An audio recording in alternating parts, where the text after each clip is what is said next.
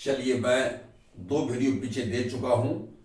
3 video में लगातार tense related दे चुका हूं। एक दिया हूं टू हैव, और एक दिया हूं मैं टू डू, और एक दिया हूं से के लिए सिंस फॉर और फ्रॉम का यूज मैं पीछे दे चुका हूं।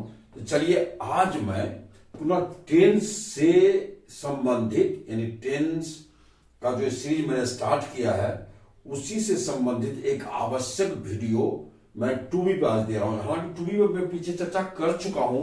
थ्योरी ऑफ वॉइस में आया होगा, थ्योरी ऑफ वर्ब में आया होगा। ये ऐसा वर्ब है जिससे आप अछूता रह नहीं सकते। तो चलिए, आज हम लोग टू बी को लेकर चल रहे हैं। तो चलिए, भुवन जी के स्टूडियो में आप तमाम बच्चों का स्वागत है, सम्मान है आप सबका।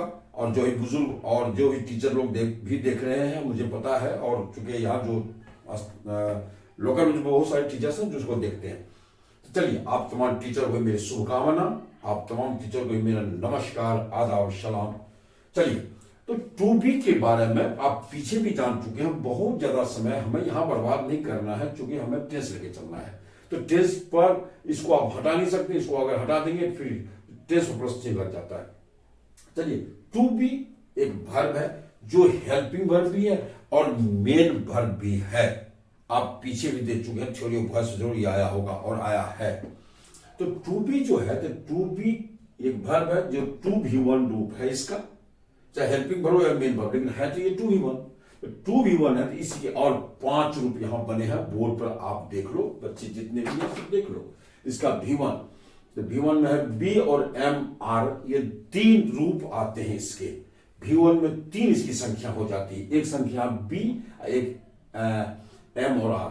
हर टू V1 का एक रूल है कि उसको V1 कैसे बनता है। तो 2 हटा दीजिए, 2 हट गया तो बी आया। लेकिन इसमें यह एक खास वर्ब है, अंग्रेजी साहित्य में इकलौता यह वर्ब है जिसका अपना एक अलग दुनिया है। कहने का मतलब V1 में इसकी संख्या 3 हो जाती है। और आज जितना भी वर्ब उठा के देखिए, किसी V1 में इतनी संख्या होती है, सिर्फ 1 है। तो लेकिन इसमें एम और आर, लेकिन ये दोनों 2 रूप दिखाता है, 2 चीजें दिखाता है। क्या बी हो जाता है bare infinitive, sorry to V1 infinitive होता है। और 2 हट जाएगा तो वो V1 जो होता है बेयर इन्फिनिटिव होता है या प्लेन इन्फिनिटिव होता है। आप देख लो, 2 हटा बी आया, बी इसका नाम बेयर इन्फिनिटिव, बिल्कुल उचित है।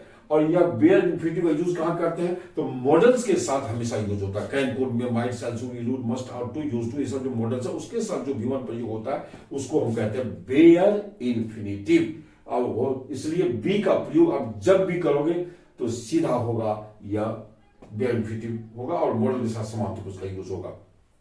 चलिए, अब हम क्या करते हैं, इसका एम आर एक अलग है, 2 संख्याओं है इसकी।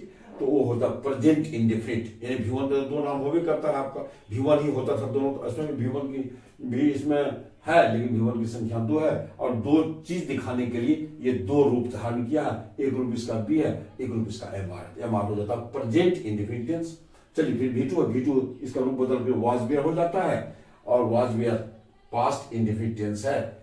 और इसका V3 बीन हो जाता है। बीन है तो पास्ट पार्टिसिपल फॉर्म होता है, इसी को परफेक्ट फॉर्म भी बोलते हैं, आप सब पहले से जान रहे हैं। और V4 में आईएनजी, वर्ब में जो आईएनजी लग जाता है, आईएनजी वाले फॉर्म को में ये बीइंग होता है, बी में आईएनजी लगी तो बीइंग हो गया। ये इसका नाम क्या होता है, प्रेजेंट पार्टिसिपल, या इसी को जिरंड बोलते हैं, या इसी को कंटिन्यूअस फॉर्म भी बोलते हैं। V4 का 3 नाम होता है कि प्रेजेंट पार्टिसिपल है, जिरंड है, और इसका अगला नाम है कंटिन्यूअस फॉर्म। चलिए, अब अगला है V5। V5 में आप एस से एस लगाते हैं, तो बी में भी आप यहां एस लगाएंगे, लेकिन एक्चुअली बेस होता नहीं है, ये एक ऐसा नहीं होता है। इसका सीधा एक बदला हुआ रूप है ईज, ये V5 है आपका। और इसका नाम क्या V5 का नाम धर्म करते हैं, प्रेजेंट इंडेफिनिट है। बहुत सारे टीचर बोलते हैं ईज जो है टू बी का V5 रूप नहीं होता है। मैंने देखा वीडियो में, इसका नाम नहीं लूंगा, जिनको जो इच्छा बोले। लेकिन आप बच्चों को मैं 300%, 3 गुना जितना परसेंट है उससे 3 गुना परसेंट में सलाह दूंगा कि ईज हमेशा टू बी का V5 रूप होता है। आप इसमें इसको नहीं दे सकते हैं, चूंकि नहीं दे सकते, चूंकि V5 सदैव सिंगुलर होता है और V1 सदैव प्लुरल होता है, ध्यान रखिएगा आप। इसीलिए ईज कभी उसमें जाएगा ही नहीं, इसका एक सेपरेट रूप होता है। अब देखिए, एम और आर है, तो एम जो स्पेशली पैदा हुआ आई के लिए, जब भी आप समझो यहां जरा सा, ईज कभी हम यहां नहीं दे सकते हैं, चूंकि V1 प्लुरल होता है और V5 आपका सिंगुलर होता है, ऐसा मतलब सिंगुलर भी है प्लुरल।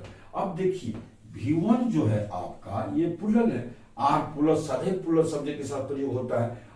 M पैदा लिया है सिर्फ और सिर्फ I के लिए, I के साथ M का प्रयोग, हम उसका चार्ट देने जा रहे हैं। और I एक ऐसा सब्जेक्ट है, एक ऐसा प्रोनाउन है जो सब्जेक्ट बनता है, ये प्लुरल वर्ब लेता है, ध्यान रखिए। इसके लिए सिर्फ दो, एक M पैदा लिया है और हेल्पिंग वर्ब के रूप में सिर्फ एक वाज आ जाता है इसके साथ, ये वाज आ जाता है। और इस दोनों के अतिरिक्त जब भी कोई वर्ब आपको इसके साथ आएगा तो देखिएगा सदैव V1 लेगा ये। जैसे मैं जाता हूं, आई गो, मेरे पास एक गया है तो आई हैव ए काउ, आप देखो है V1 है।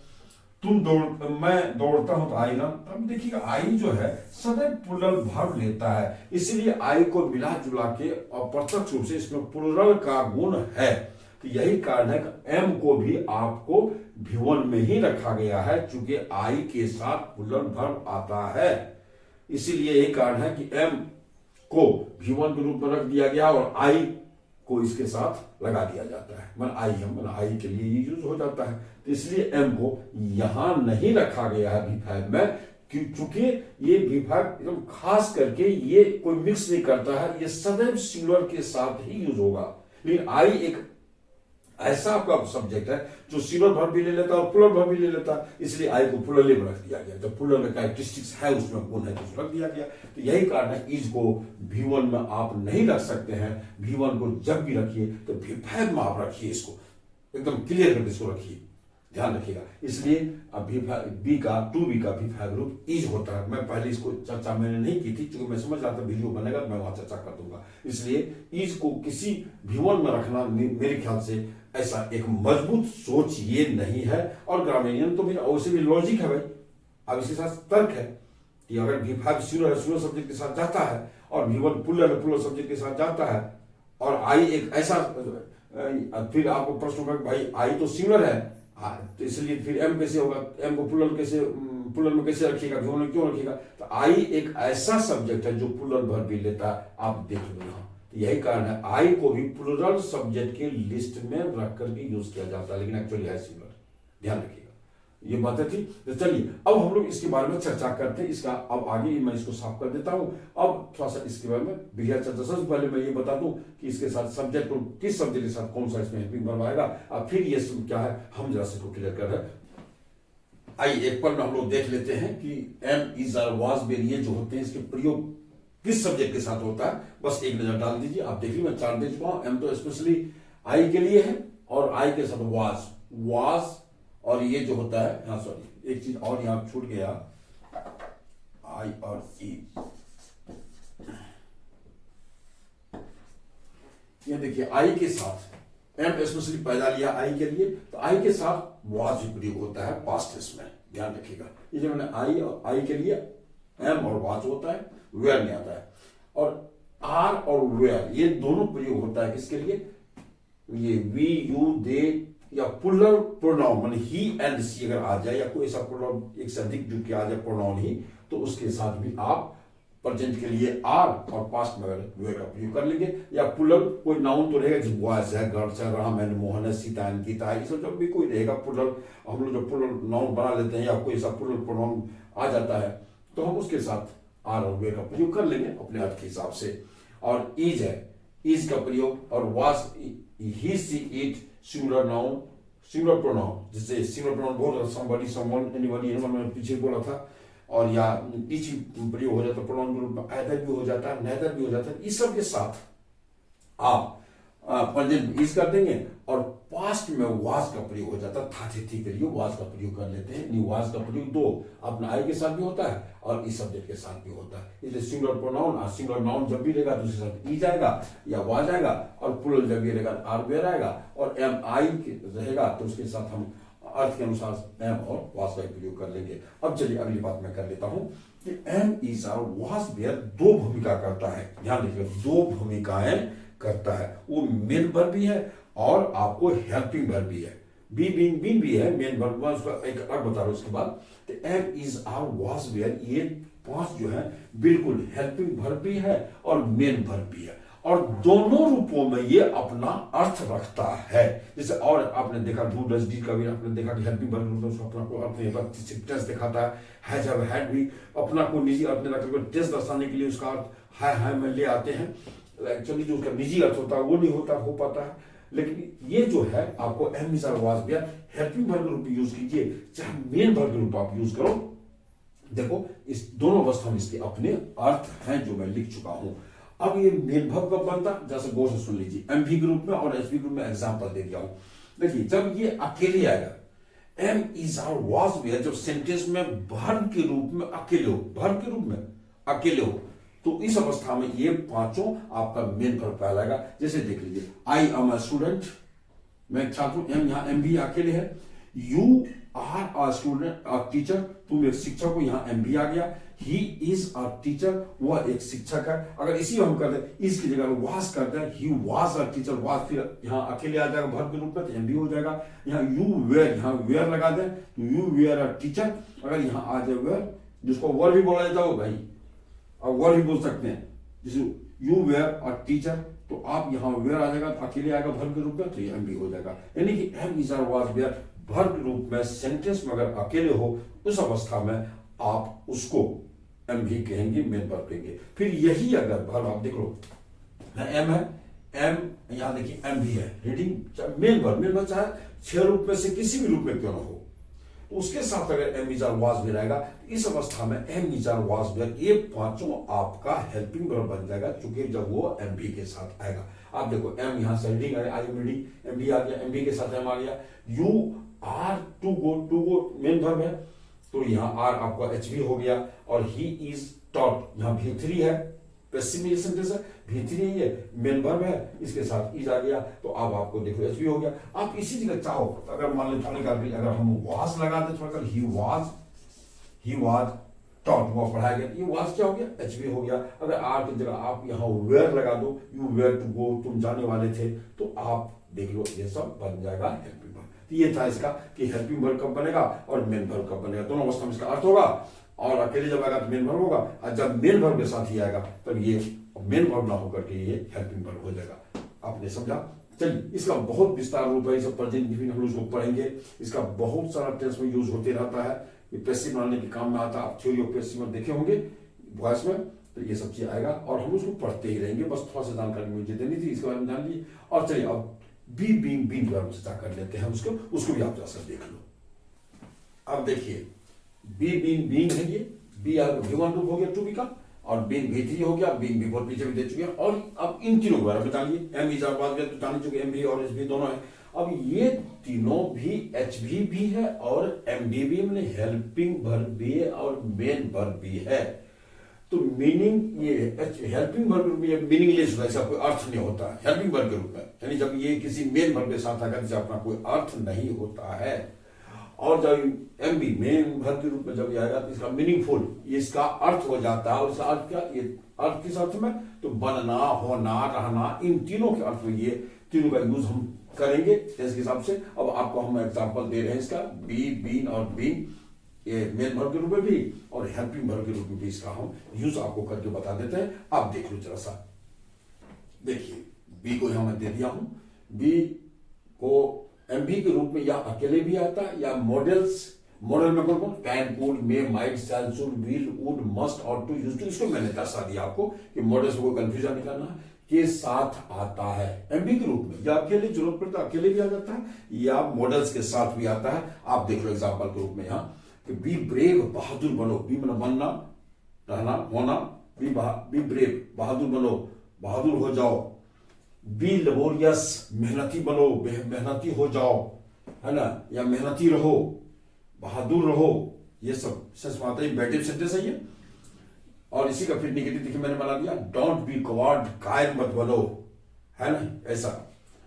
फिर देखिए और मैं लाया हूं कि या तो मॉडल के साथ अकेले प्रयोग हुआ, यहाँ आप देख लो बी अकेले है, यहाँ भी बी अकेले है, या नेगेटिव में अकेले है, और यहाँ भी देख लो बी अकेले है, जो तो ये खुद अकेले आके पॉजिटिव और नेगेटिव दोनों बना सकता है। चलिए अब यहाँ देखिए फिर मॉडल के साथ भी यूज हो सकता है, he can be an officer, वह एक पदाधिकारी बन सकता है। खासियत क्या होती है, जब मेन वर्ब ये बनेगा तो इसके बाद कोई भी अन्य मेन वर्ब नहीं आना चाहिए, तब जाके खुद मेन वर्ब बनेगा, याद रखिएगा। इस तीनों बी, बीइंग, बीइंग, तीनों का ये कैरेक्टर है। यहाँ एमबी बन गया, मॉडल के साथ है यहाँ।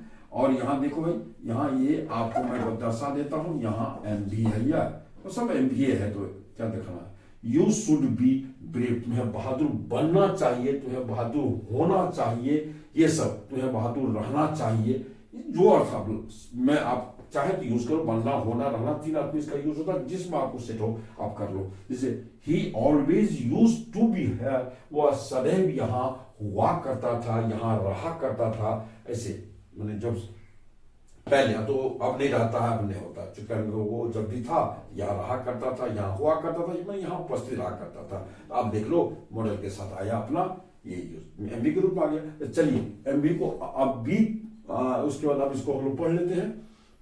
हेल्पिंग वर्ब के रूप में इसका प्रयोग करा हुआ, हेल्पिंग वर्ब के रूप में नियम है कि इसके बाद मेन वर्ब आना चाहिए भाई, उसका भी एग्जाम्पल आप देख लो। मैं सबको अलग, बी को अलग बताता हूँ, बी को अलग बताता हूँ, बी को अलग बता देता हूँ, ताकि कोई कंफ्यूजन आपको एक साथ न रहे। अब देखिए बी को हेल्पिंग वर्ब के रूप में देख लीजिए, एचबी के रूप में, हेल्पिंग वर्ब के रूप में, या सदैव किसी मेन वर्ब में कौन कौन रूप आएगा इसके साथ, ध्यान, तीन, टू V1 V3 या V4 से पहले आता, मेन वर्ब से पहले आता। अब मेन वर्ब शब्द में किस रूप में रहेगा, टू V1 V3 और V4 के रूप में। मैं थोड़ा संकेत कर दिया आपको, ये आपको मेन वर्ब कौन सा रूप आता है वो थोड़ा सा मैं सीमा कर दिया, उसका जो रोल है उसको मैं उल्लेख कर दिया। अब देखिए example, he will be to go, वह जाने वाला होगा, यहाँ देखिए विल बी होगा। अब ध्यान रखिए यहाँ एचबी है, यहाँ इसके लिए यह एमबी हो गया और इसके लिए यह एमबी है ऑलरेडी, ध्यान रखिए। तो कहने का मतलब यहाँ डुअल रोल में ये हो या डबल रोल में कहने के लिए एचबी भी है और एमबी भी है, इसके लिए यह एचबी हुआ और इसके लिए यह एचबी हुआ, ठीक हो गया, समान तौर पर ये होता है। और ही विल बी प्लेइंग, यहाँ देखिए ये एमबी हो गया आपका, इससे पहले ये बी आ गया, इसका अपना कोई मीनिंग नहीं है, तो इसलिए ही विल बी प्लेइंग, वो खेलता रहेगा, बिफोर आ गया। अब देखिए मॉडल है, मॉडल के साथ बी आ गया, ही सीधा कैन बी टॉट, सीधा पढ़ाई जा सकती है, एमबी आ गया आपका, देखिए भीतरी रूप में आएंगे जो भी हो। तो इस अवस्था में यह आपका बी हेल्पिंग वर्ब बन गया। तो बी के बाद जब मेन वर्ब आएगा तो यह हेल्पिंग वर्ब बनेगा, और ये इसके बाद जब कोई मेन वर्ब नहीं रहेगा, ये खुद बी आपका मेन वर्ब बनेगा, तीनों बनेगा, बी बीइंग बीइंग तीनों। अब मैं इसको थोड़ा, इसको बी तो मैं अलग चर्चा कर दिया, अब बी को मैं थोड़ा अलग चर्चा करना चाहता हूं कि आपको बढ़िया से समझ पाए। आपने बी को देख लिया, अब बीन को देखिए। बीन भी एमबी भी है और एचबी भी है। एमबी के रूप में इस ये जो है बनना, होना, रहना का अर्थ देता है, यानी इस अर्थ में यह थर्ड फॉर्म, इस अर्थ का यह थर्ड फॉर्म है।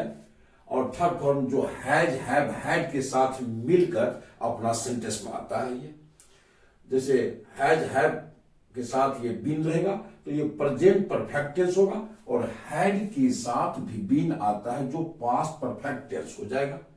अब देख लो, अब देख लीजिए, जैसे एग्जांपल के रूप में, Ram has been a teacher, Ram एक शिक्षक रहा है, मैं लिख दिया रहा है, रहना का अर्थ आ गया। यू हैव बीन ब्रेव, तुम बहादुर रहे हो। अब देख लो, उसके बाद India had been slave, Bharat गुलाम रहा था, भारत गुलाम बना था, ये सब है ना। तो इस अर्थ में बनना, होना, रहना का अर्थ में ये आता है। और इसको हम प्रेजेंट परफेक्ट टेंस में जब जाएंगे तब वहां हम जाएंगे। आप बच्चे भ्रमित हो जाते हो, भ्रम में फंस जाते हो एक बात को लेकर के कि सेंटेंस में जब हैज बीन और हैव बीन अकेले आता है, मैंने हैज बीन, हैव बीन या नाउन को आएगा या एडजेक्टिव आएगा या कोई वर्ब, मेन वर्ब नहीं आएगा, तब आपको पूछा जाता है ये कौन टेंस होगा, तो आप बोल जाते हो प्रेजेंट परफेक्ट कंटिन्यूअस। नहीं होता प्रेजेंट परफेक्ट कंटिन्यूअस, ये होता है present perfect mark, present perfect tense होता है। मैं लिख दिया क्लियरली, वहां सिर्फ बीन तक ही सीमित रहता है वर्ब, तो आपको ये प्रेजेंट परफेक्ट होता है। और हैड ये पास्ट परफेक्ट होता है। 86-87 के बैंक प्रोबेशनरी ऑफिसर का परीक्षा में दिया था, उसमें एक क्वेश्चन आया था इसी से रिलेटेड था, और दिया था चॉइस में which tense does this belong to, दिया था, किस मल्टीपल चॉइस में था, तो इसलिए उसमें था चॉइस, तो मैंने मारा था, मैं तो जानता इस चीज को, इसलिए आप लोग इस चीज को जानिए। समझ गए होंगे sir, has been, have been अगर रहेगा तो ये प्रेजेंट परफेक्ट होगा, हैड बीन पास्ट परफेक्ट होगा, और ये बनना, होना, रहना के तीसरा के अर्थ में यह थर्ड फॉर्म प्रयोग होता है। चलिए इधर एचबी के रूप में यह मीनिंगलेस होता है, जो पहले मैं चर्चा कर चुका हूं और लिख जाऊंगी जब बीन के बाद एम भी आ जाता है, बीन के बाद जब एम भी आ जाता है तो बीन एक एच भी बन जाता है। तो इस अवस्था में यह हेल्पिंग वर्ब बन जाता है। और ये देखो यहां दे दिया हूं मैं example, he has been teaching, वह पढ़ता आ रहा है, तो प्रेजेंट परफेक्ट कंट्रोज का हो गया। यू हैव बीन रीडिंग, तुम पढ़ते आ रहे हो, ये प्रेजेंट परफेक्ट का हो गया। सी हैड बीन टॉट, वो पढ़ाया जा चुका है। जो भी हो, ये थ्योरी, आप थ्योरी से जानिए और टेस्ट तो अपना अपना हम लोग टेस्ट में जाएंगे बहुत क्लियर हो जाएगा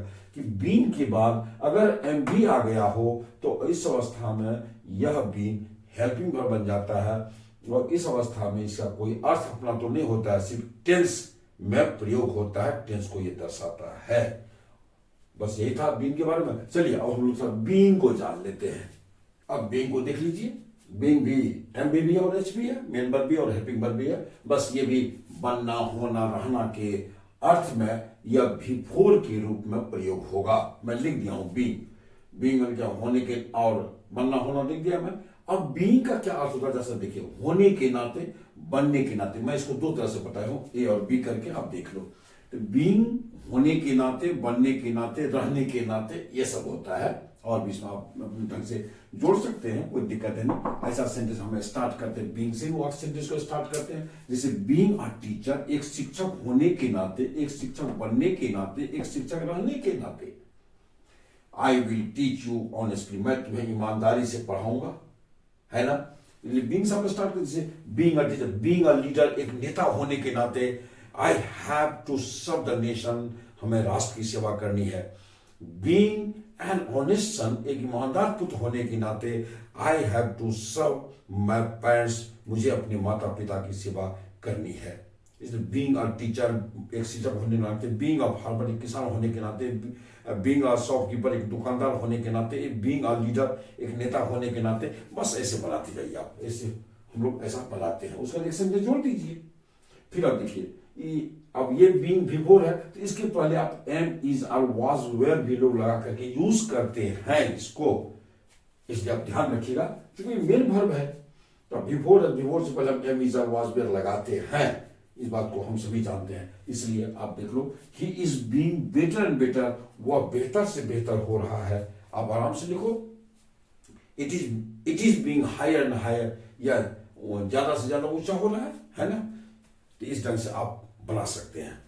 तो इस तरह से आपने देखा कि बीइंग को हम लोग बनना, होना, रहना के अर्थ में हम लोग बिफोर के रूप में यूज करते हैं नॉर्मली। और फिर आप देखिए हेल्पिंग वर्ब के रूप में, हेल्पिंग वर्ब के रूप में यह मीनिंगलेस हो जाएगा, इसका कोई अर्थ, इसका भी अर्थ कोई नहीं होगा। जरा सा मैं लिख देता हूं, बीइंग मीनिंगलेस। अब देखो, तो मीनिंगलेस ये जब हो जाएगा तो इसके साथ क्या होता है, जब एम भी आएगा इसके साथ, बीइंग तब हेल्पिंग वर्ब बनेगा जब इसके बाद कोई एम भी आ जाएगा। और एम भी ध्यान रखिए ये भी3 है, एम भी जब इसके बाद आता है समांतर में भी3 आता है।